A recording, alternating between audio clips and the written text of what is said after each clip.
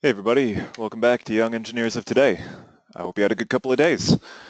And, well, I hope you're ready to get your terminal on because we're actually going to do some more Bandit labs. Might be good news for some of you, might be less good news for others. But I think we got one more, and then we're gonna start working on like the Internet of Things and stuff like that next week. So why don't we go ahead and get started on that? So let me go ahead and get it open, and I'll spend a little bit of time talking about what we did last time around. So last time around, we started at level 6,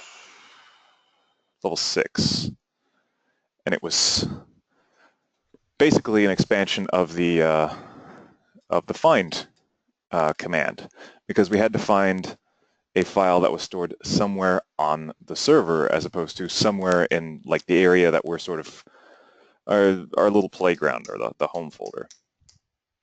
So it was stored somewhere on the server, and we needed to find something that was owned by a user and owned by a group and a specific size. So we went over ownership as well.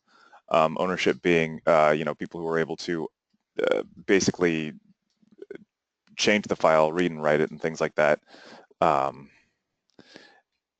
And think of like,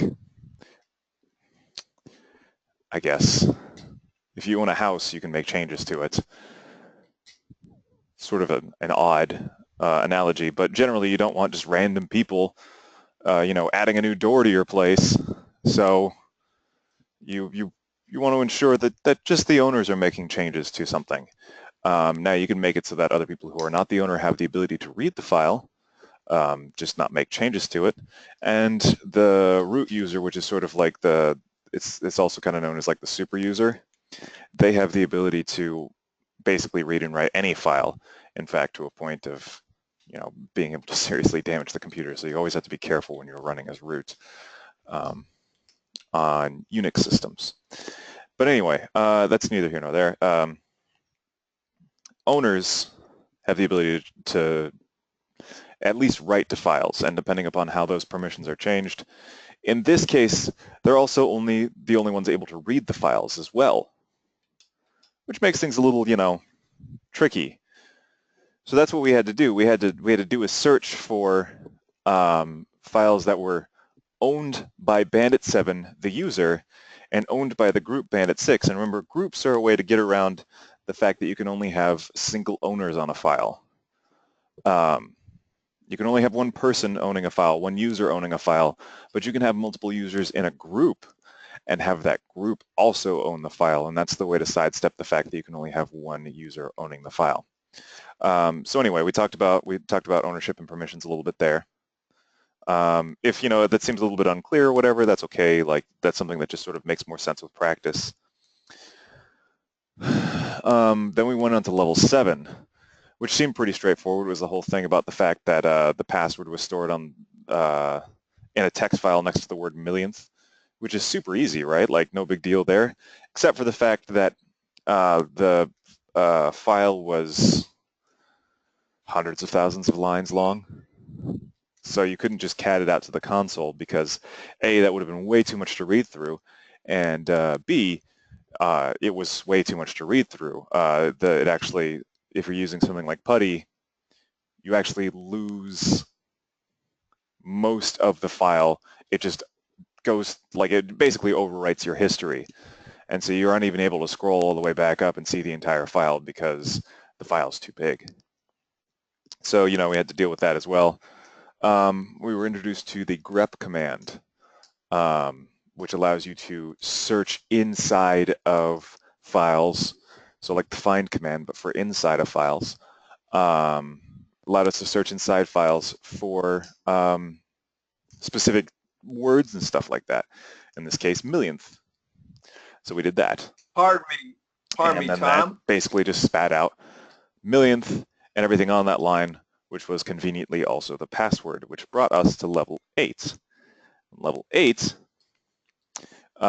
it was somewhere on the server, or it was stored in Datatxt, and it was the only line of text that occurred only once. So it was a file filled with a whole bunch of potential passwords, but only one of them was the real password. And the one that was the real password was the only one that appeared in there, like on its own. Tom? You know, it didn't have a duplicate somewhere in that file. Tom? So that's where unique came in. UNIQ allows you to find unique strings or unique lines in a file. What's up, Noah? Oh, they're just children in the background. The window's open. Oh, Tom? Outside. This is Tom Dubek. Tom DeToy, this is Tom Dubek. Yeah, that's all. Yeah, you know, I'm just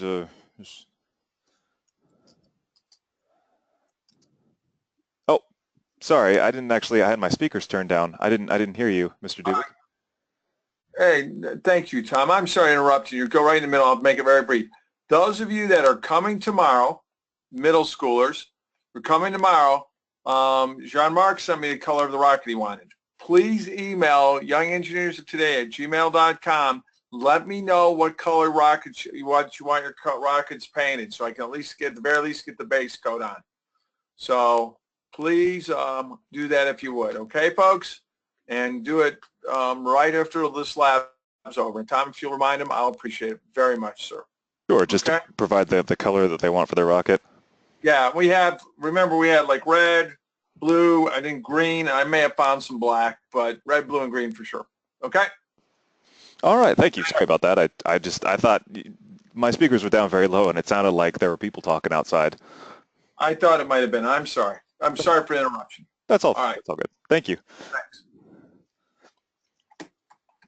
All right.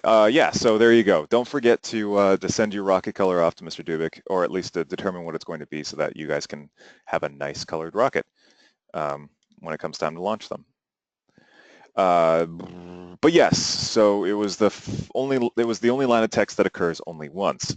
So that's where we used unique, UNIQ, which puts out to console the only lines that occur only once in text files. However, we ran into an issue with it because unique only recognizes lines as being unique if, well, it only checks against lines that are right next to each other. So you could have a file that has repeats in it, but the lines aren't right next to each other and unique isn't going to pick it up. So we had to use sort. But that gets a little strange too because remember how we were talking about how things like sort and grep and cat and stuff like that, and unique, they don't actually change the file that you use these on. They just basically put the file into memory. They read the file into memory. Send them to youngengineersoftoday@gmail.com. Yeah, send the color requests to youngengineersoftoday@gmail.com. Just so you know, because that's a nice easy one to remember. But yeah, so it doesn't actually change the file. It just reads it, places it into memory, messes with it while it's in memory, or messes with the memory, and then outputs it to the console.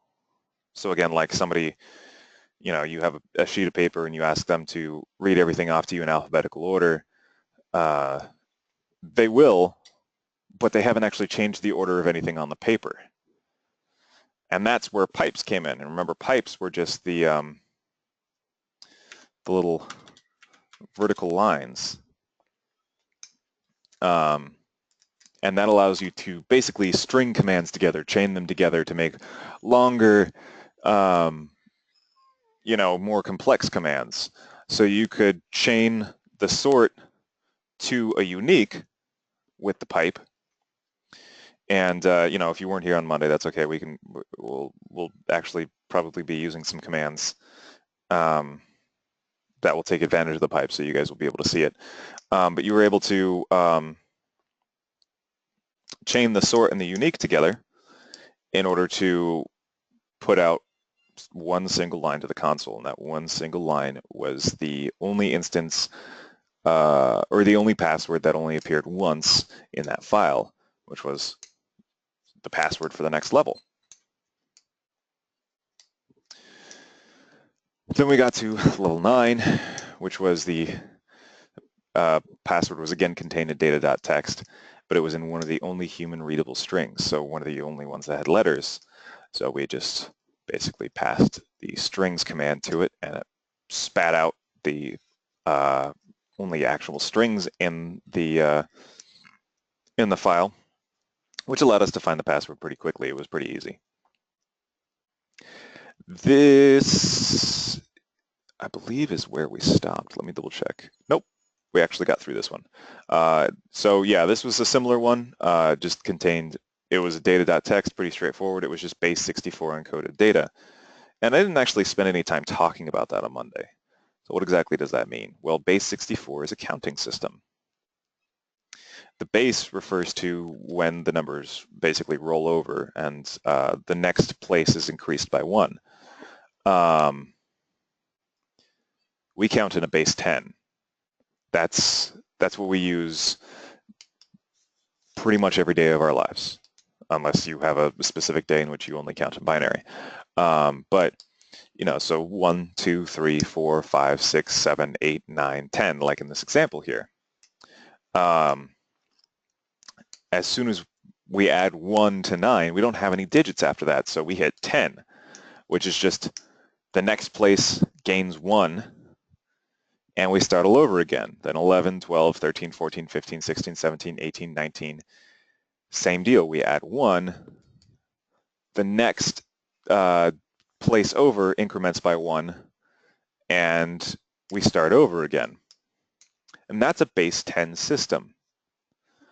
But you could have base anything as long as you have, you know, the means to distinguish it. So for instance, we could have a base 4 system like I've got right here. So once we hit 4, we roll over to the next place. So 1, 2, 3, 10. Weird, right? But there's no, it's a base 4, so there's no 4. Or rather, it's more appropriate to say 4 is when everything rolls over. So 1, 2, 3, 10, then 11, 12, 13, and then 20, and then 21, 22, 23, and then 30. Now, what happens when you hit 99, right? It doesn't become 10, 10. Well, it kind of does. It becomes 100 because we've incremented the tens digit as far as it will go. So now the tens digit goes to 10, right? Does that make sense? So it becomes 100. Same kind of idea with like a base 4 system. We can't increment it to 40, right? Because 4 is when it rolls over in a base 4 system. So we go 31, 32, 33, and then 100. As another example, we have binary. It's a base 2 system. So the numbers roll over when we hit 2. So it goes 1, and then 10, and then 11, and then 100, and then 101, and then 110, and then 111, and then 1000. And binary can get a little weird to count, but you know, once you get used to it, it's actually pretty, it's a very quick system to count in, for obvious reasons. Another very common one in computers is hexadecimal, which is base 16. And this is actually a very good example because we actually have a counting system for this, and it's higher than 10.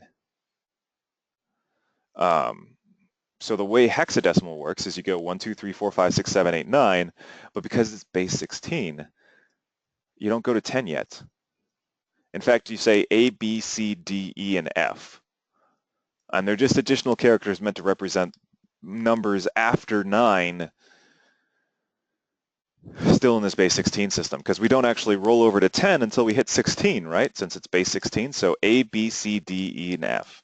So you can think of, you know, those kind of like 10, 11, 12, 13, 14, and 15, but it's not exactly the same thing because, well, you see here, we hit F and then 10, And then we start going 11, 12, 13, 14, 15, 16, 17, 18, 19. And then we hit 1A, 1B, 1C, 1D, 1E, and 1F. And then we hit 20. And then 20 will go around again, 21, 22, 23, 24, 2A, 2B, 2C, 2D, so on and so forth. You know, if the system seems a little confusing to you right now, that's okay.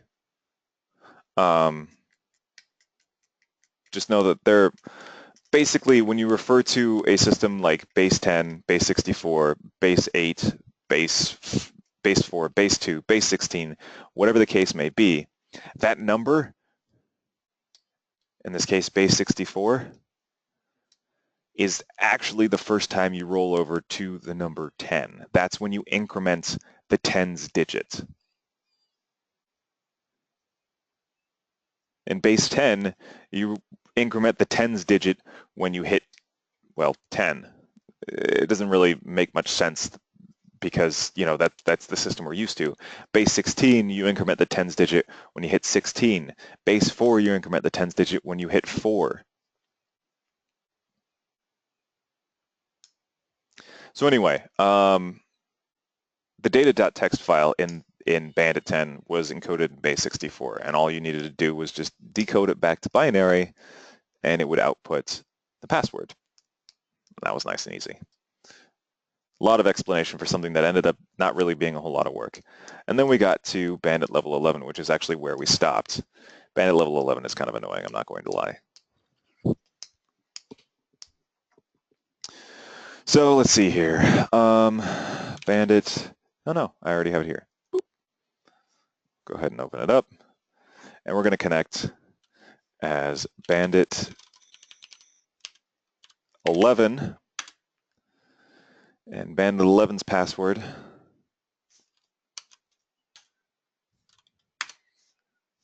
going to be that. And let me paste it into the chat so we, you know, because I'm sure you guys, you know, you're probably in a position where maybe you didn't save the password from last time or something like that. Don't blame me at all.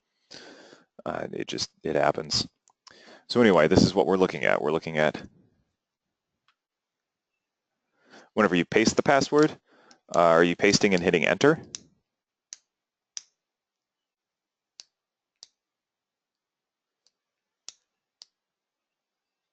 Oh, you mean when you paste the password into the password thing, like, are you still getting in?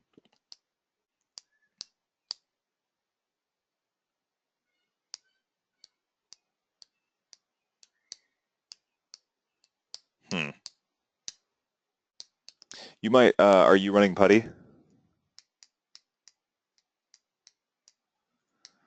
You might have, I'm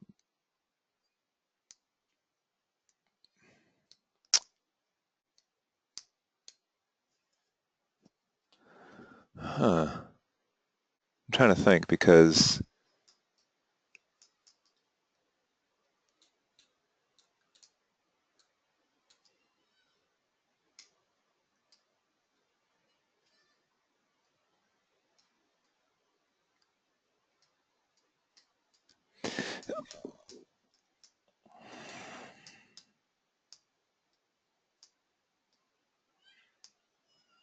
that's very odd.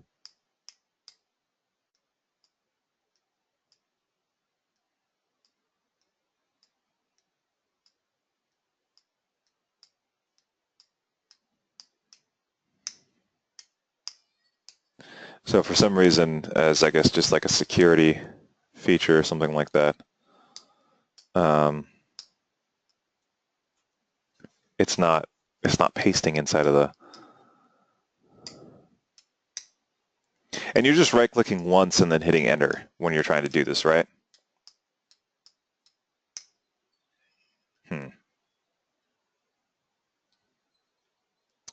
don't know. I'd have to look into that because that's unusual.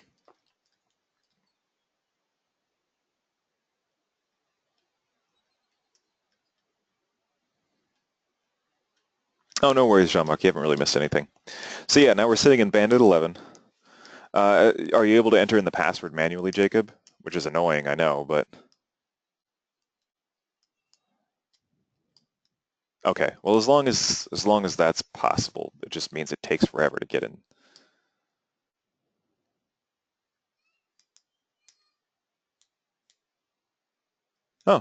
Well, there you go. As long as it did that time. Excellent. Okay, so now we're in Bandit level 11. The password for the next level is stored in the file data.txt. We're all, oh, gotcha. Okay, well, there you go. We're all lowercase a through z, and uppercase a through z letters have been rotated by 13 positions. What do I mean by that? Well, it's basically a Caesar cipher.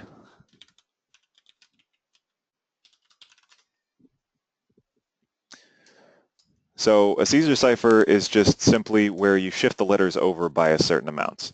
So as you can see here, this is a right shift of 3, so the letter becomes, well, an E becomes a B, a D becomes an A, an F becomes a C, so on and so forth.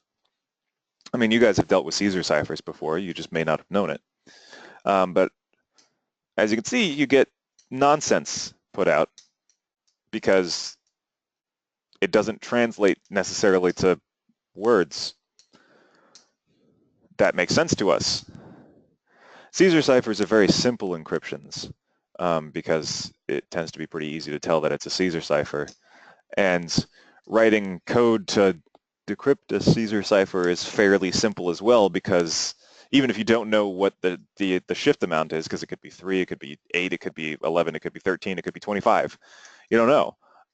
But it's pretty easy to be able to write code for it, because you can just, you know, output a shift of 1, output a shift of 2, output a shift of 3, output a shift of 4, and so on, until you have the result.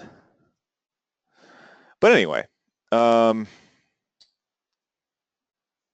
what we need to do is we need to find a way to, through the terminal, output data.txt, but everything shifted 13 positions. And the reason why they say rotated is because you can think of it like a circular sort of thing. As you can see here, C wraps back around to Z, so it can be said as being a rotation as well. So let's see here, ls, there's data.txt. If we try to cat data.txt, we get nonsense. The password is blah, blah, blah, blah, blah, blah, blah. Like we can pretty much determine what the password is, where that is in that file, but let's just make our lives easier. So let's see here, we got grep, we've got sort, we've got unique, we've got strings, we've got base64, we got tr and tar and gzip and bzip and xxd. And I'll just go ahead and tell you right now, it's not xxd. It's actually, whoops, man, tr. As you can see here under tr, it's translate or delete characters. Translate is a fancy term for move or shift. Like in our cipher here, the numbers have all been shifted, right? So now we need to figure out some way to shift them back. So what can we do about that? Well,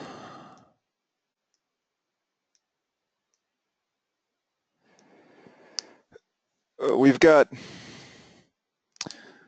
I'll just go ahead and just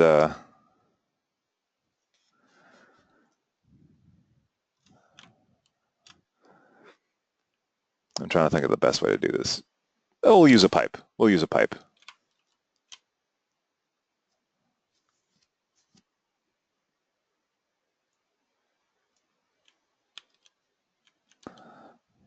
Because the pipe is probably the most straightforward way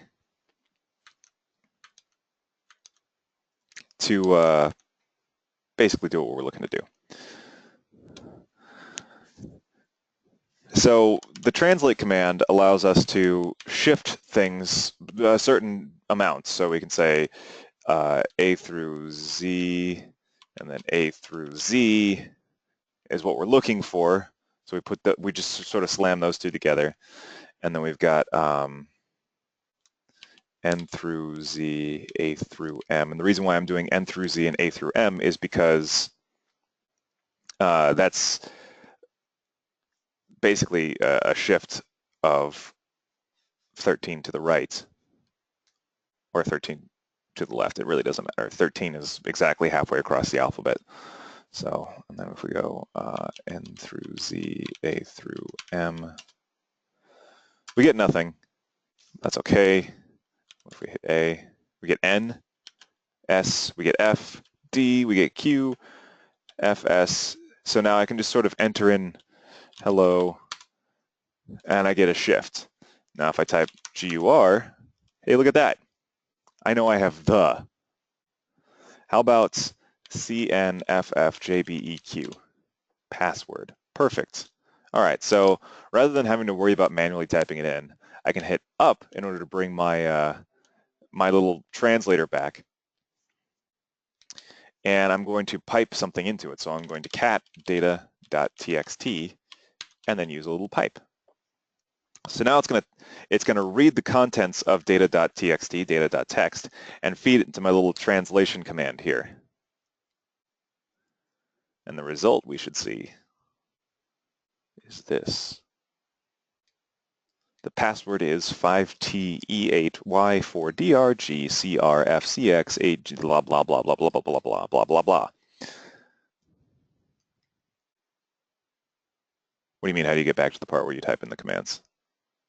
Oh, were you looking at the man page? The manual page?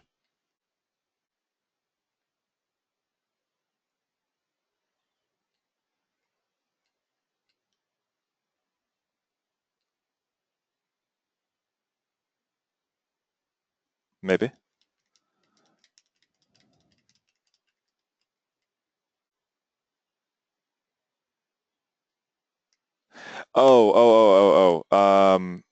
I hit Control and then C on my keyboard. That's pretty much just anytime you're stuck somewhere, you can hit Control C and it will just like relinquish control from wherever you're in and then bring you back to the terminal. How to make the last command show up again, you just hit up on the arrow keys. And it'll actually go through your history if you keep hitting up. And then you can go down to move in the other direction through your history.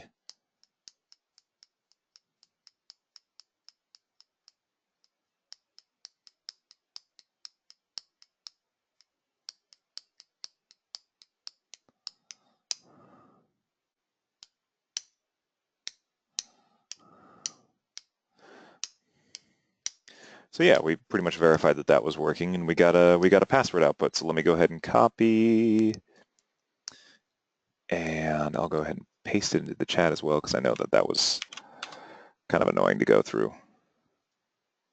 And remember our trick from last time, where instead of even like duplicating a session or anything like that, we can say SSH Bandit 12 at localhost. Say yes, and it'll ask us for the password, paste the password, and now we're in Bandit 12. The password for the next level is stored in the file data.txt, which is a hex dump of a file that has been repeatedly compressed. For this level, it may be useful to create a directory under TMP in which you can work using make directory tmp myname123. Then copy the data file using cp and rename it using mv.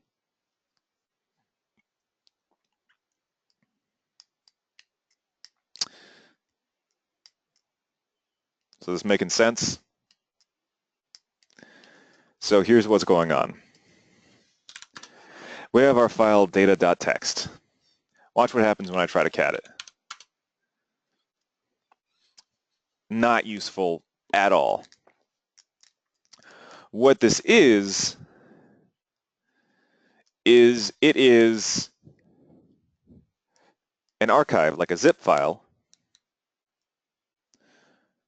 It's been zipped many, many times, in fact, an annoying number of times once we get there. And then we've taken that zip file and we've converted it into hexadecimal.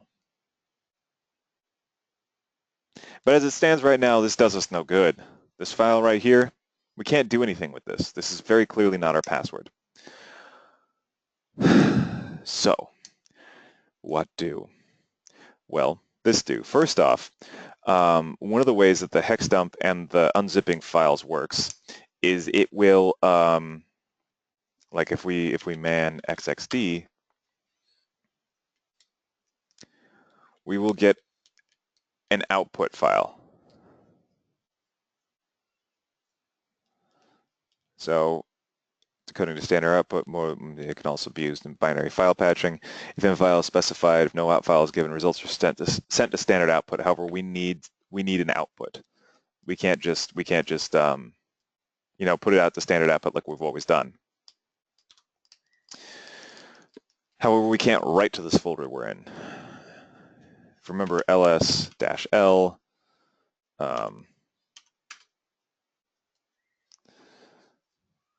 we have read permissions, but we do not have write permissions.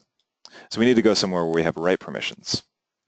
It just so happens that they've created a folder inside of this server that we have write permissions on. And we're allowed to write things in there, specifically folders, and we can write into those folders. So here's how it works. This folder is located off of root, and it's called TMP. We need to make a folder of our own in there. So what we're going to do is we're going to use the mkdir command. mkdir is short for make directory. So if you hear me refer to it as the make directory command, that's what you want. It's the make directory command, and then we tell it what kind of directory we want to make and where we want to make it. So I'm going to hit make directory and then space and then slash TMP because it's going to be located in the temporary folder, and another slash, and then give yourself a username. So mine's just going to be Thomas D. But this is just, I mean, you don't have to give yourself a username, but like you can say, like you can pretend that this is your username in your folder. So TMP/Thomas D. I'm going to hit enter, and nothing happened. Nothing was written to console. That's okay. Something actually happened. It's just in order to sort of save time and stuff like that, the console doesn't write anything to output. It doesn't let you know that a directory was created. In fact, that is generally regarded by programmers as very efficient. It'll write something to console if something went wrong. So you'll hear about it from the computer if something went wrong, but if it's quiet, that means that everything was okay. So let's go ahead and we're going to copy the file over to our new directory. So we're going to copy, that's what CP is short for. We're going to copy data /data.txt, and then we're going to hit the space on our keyboard, and we're going to start typing TMP Thomas D data.txt. So what exactly is happening here? Well, copy takes in two commands. It takes in a source and a destination. We're asking to copy a file from somewhere to somewhere. So we're asking to copy a file from, we're asking to copy the data.txt file that we have here where we started to our new folder that we just created. And that last part at the end, the data.txt, that's just letting it know that like we want it to be called data.txt when we place it there. So we can do that. Let me go ahead and change directories over there by using cd. So cd tmp Thomas D, hit enter. And if we ls in here, look, I've got data.txt. Now watch this.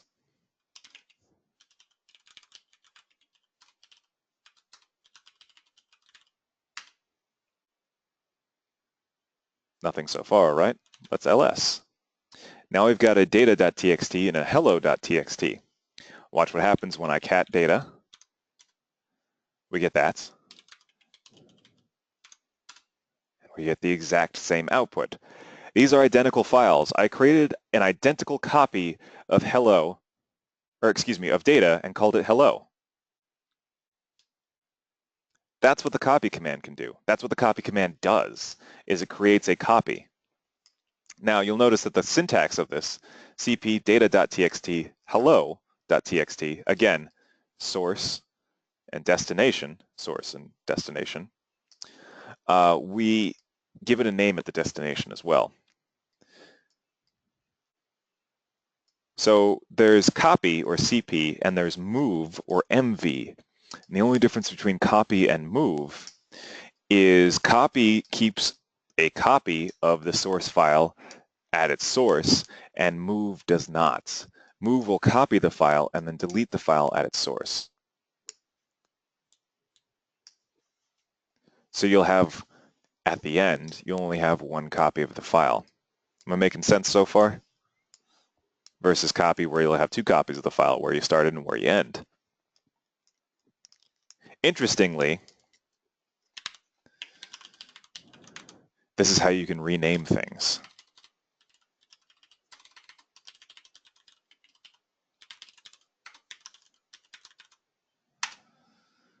So I just did that. Let's ls. Hello has been renamed to goodbye.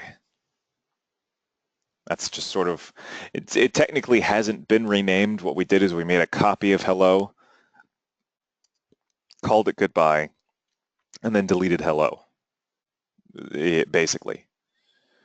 But that's how you can rename things in the terminal, is with the mv command, the move command. Basically, we just move it to the same place, but with a new name.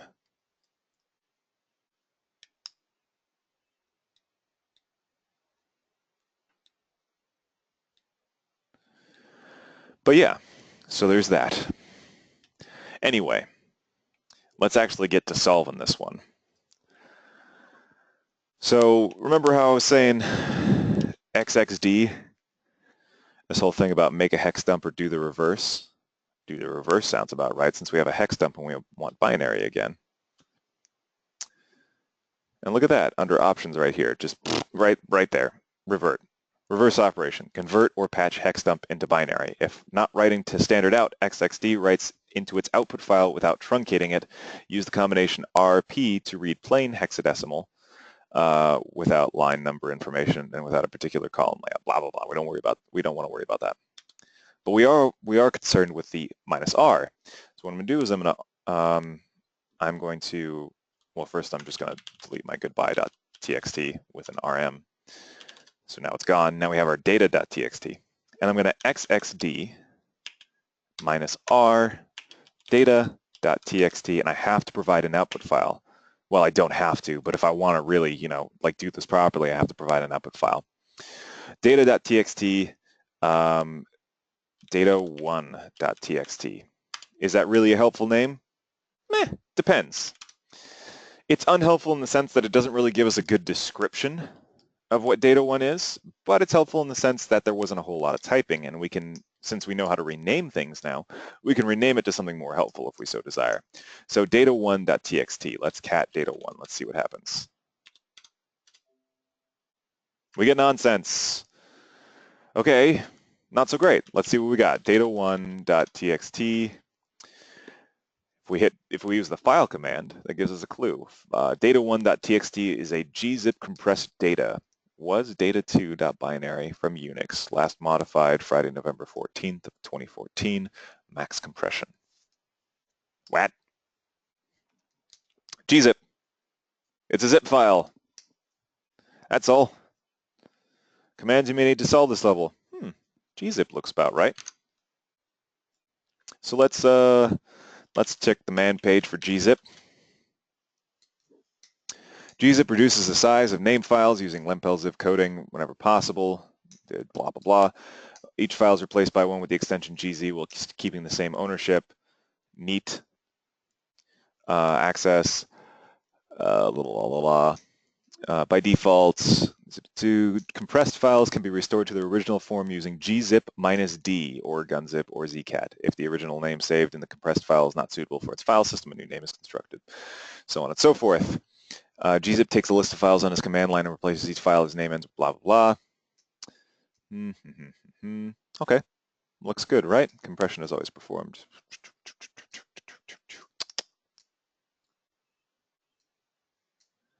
All right, well, let's take it for a spin. Gzip -d data1.txt. gzip data1.txt, unknown suffix, ignored. Okay, let's check the man page again, not the mang page. Well, I'll save you some time here.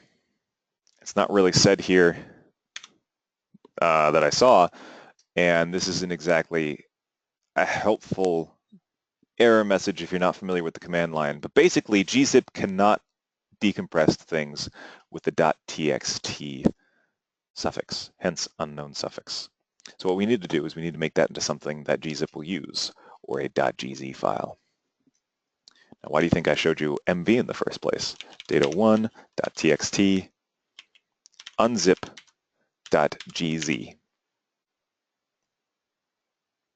I could actually just call this data1.gz to make things simpler. So let's check our ls. Look at that. We've got data1.txt or data.txt and data1.gz. We've just renamed data1.txt to data1.gz. We've given it a different file suffix. So let's try it again. gzip -d data1.gz. Enter. Hey, you know what? Put that time. That means something went right, right? Let's double check. ls. Look at that. Our data1 no longer has a suffix on it. Now, what kind of file is data1? It is a bzip2 compressed data, block size 900K. Okay, well, we've got bzip2 here. So let's give bzip2 a try. bzip2, probably -d. Let's just take a guess at it. Data1. Can't guess original name for data1 using data1.out. Okay, so this wasn't so much an error message as it was just an informational message for our sakes. There was no information contained within the bzip file, letting bzip know what the original name for this file was. So it just guessed. Well, it didn't actually guess. It can't guess. It just used a default called data1.out. And if we check, hey, look, data1.out is there. What kind of file is data1.out?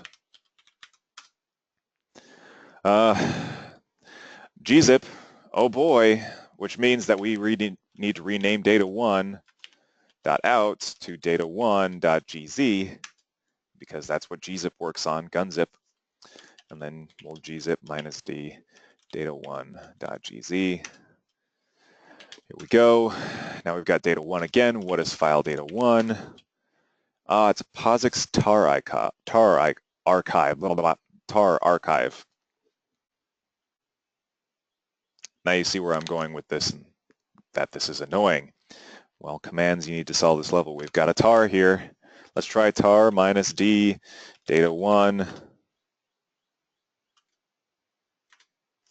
Well, that didn't work, so I'll Control C. Let's check the man page for tar. And you know, I already know what it's supposed to be, but it's just, this helps to like this is a good cadence to get into. If you're not sure how something works, check the manual page for it. So I'm just going to keep drilling that home.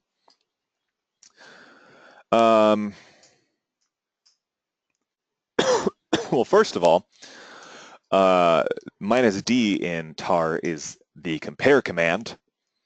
Annoyingly, we want -x in order to unzip things. Okay, tar -x, data1.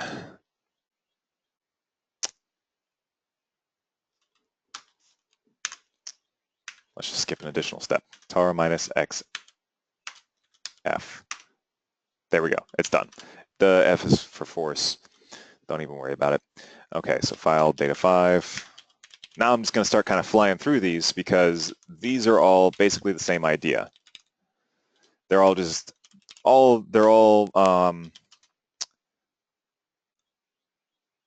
zipped files, and we have to just unzip them. And there's a bunch of them. Okay, so bzip2 -d data6.binary ls. All right, so file data6.binary.out. It's a tar archive, so tar -xf data6.binary.out.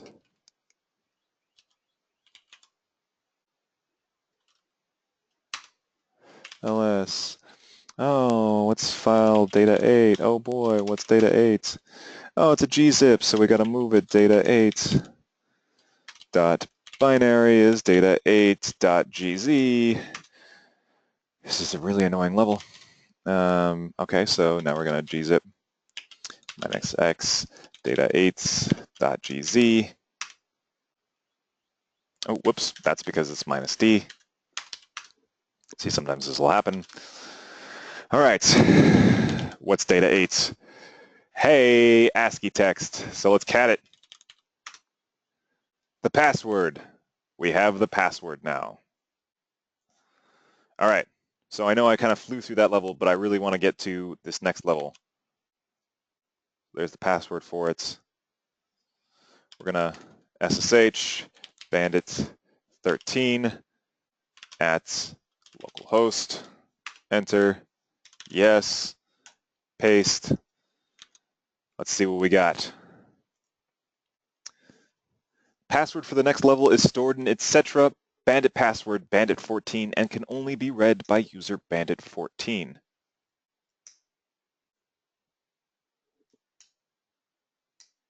After the first step, well then that's a bzip2 file. So mess around with that. Unzip it with bzip2.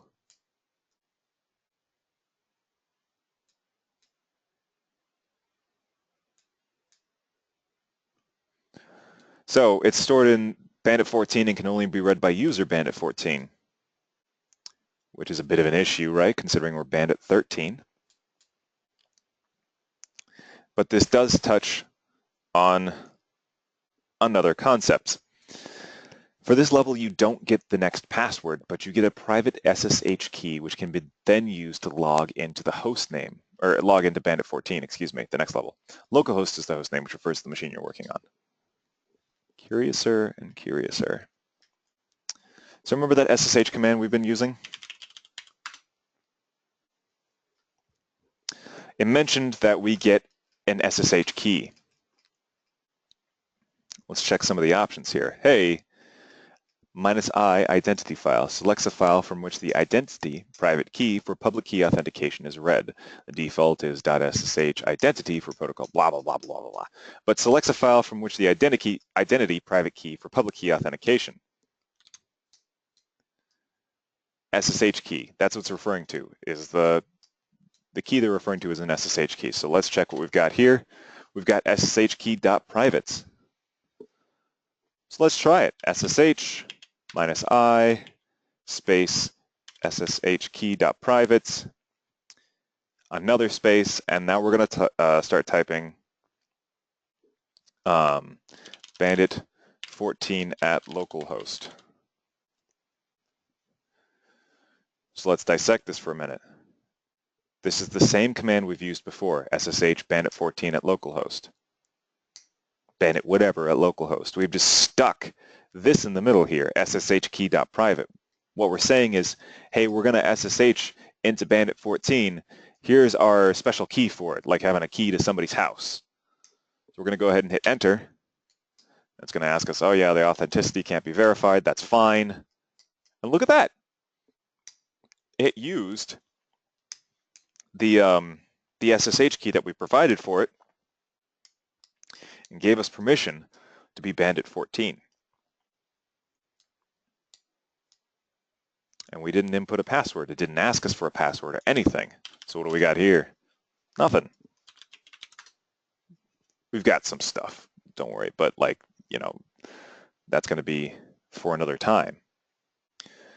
But that is going to do it for today. Since we are just about at the end there, go ahead and leave enough time for question and answer time and all that good stuff.